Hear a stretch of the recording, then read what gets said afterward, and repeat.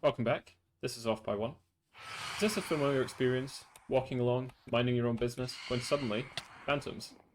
I don't think anyone particularly likes phantoms. What if I told you there was something you could do about them? Aside from building a roof, or, sleeping.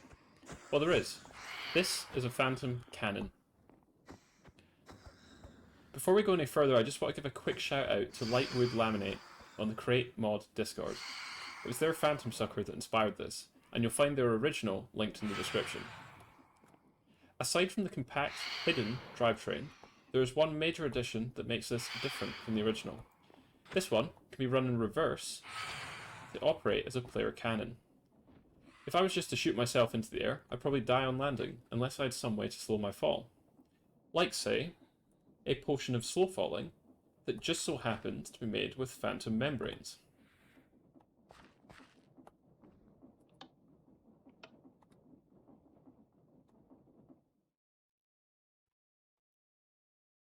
Now, you might be thinking the cannon functionality of this is rather expensive. Even with basin brewing, this would normally be 4 uses max per membrane. And yes, it would normally be that. However, I've added another little improvement.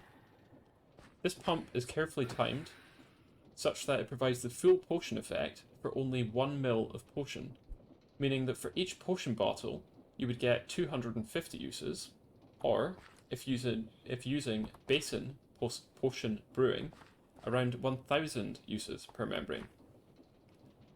Now, I like to build things once, so though you could create a one-off potion factory for potions of slow falling beneath this structure, I've engineered this to use fluid and item interfaces.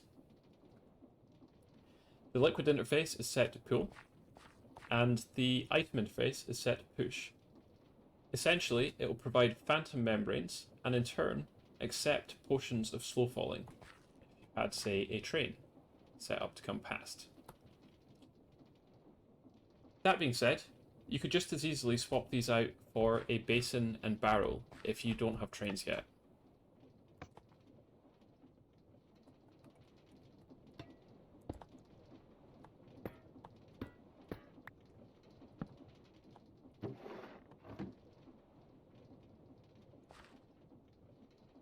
You could even set up a small netherwort farm and a brewing stand.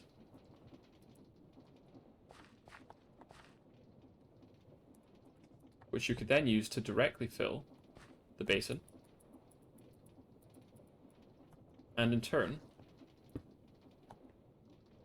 refill the tank that feeds the pump. I'm sure you're thinking, yeah, this looks real pretty, but what's actually going on here? What's happening underneath? Well,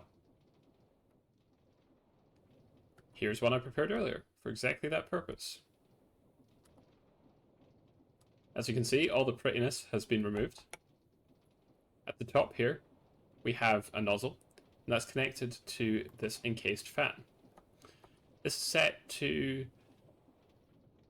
maximum speed, and it's pulling air in. So if I was to stop flying, I'd get sucked up towards it, just like phantoms would. Beneath that, I have a belt, and this belt is also powering this vertical gearbox, which is in turn powering a deployer on either side of it. These deployers have iron swords, and they have filters for iron swords, so they won't pull the iron sword through the system. They've then got chutes beneath them that, as you'd expect, pull the phantom membranes out and into our container. As I mentioned earlier, this could be a barrel or it could be an item interface. Beneath that, we have the drive system. Now I have one creative motor here, which is running at 128 speed, but when it passes through this big gear or big cog and then this second big cog, it's then split into 2 different lines. One of these drives the pump here, which would take either from the basin or from the fluid interface, and the other one drives this long shaft up here that in turn drives the fan. Now, you might be wondering why I don't just have this pump powered from this one. That's because when you press the button here, this rotates in the opposite direction, and you can't actually see it at this speed, but you can see it in the particle effects of blowing away. If you were to put a cog here, because it would rotate the other way when the button's pressed, you would end up sucking fluid out of there and into here.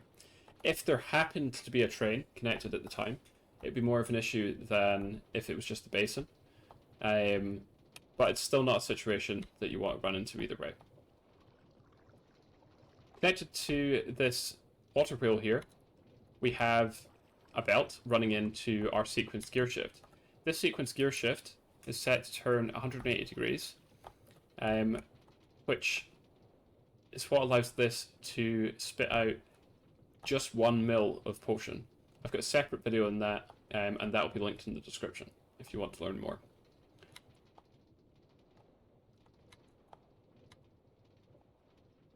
Another thing that happens when this sequence gear shift is initiated is this circuit here. This circuit will first turn on our second sequence gear shift, which controls the fan here. And then, after 10 seconds, or rather, for 10 seconds, it will engage this clutch, or this gear shift rather, not clutch, which will reverse the direction of this fan. That means that as this fan blows you up, so too does this one, catapulting you even higher than you would otherwise go. And that's pretty much all there is to it. Before we finish up, I just want to point out the schematic files linked in the video description. If this video has been in any way useful, please drop it a like or a comment. As you can see, this is still a very small channel, and every little bit helps.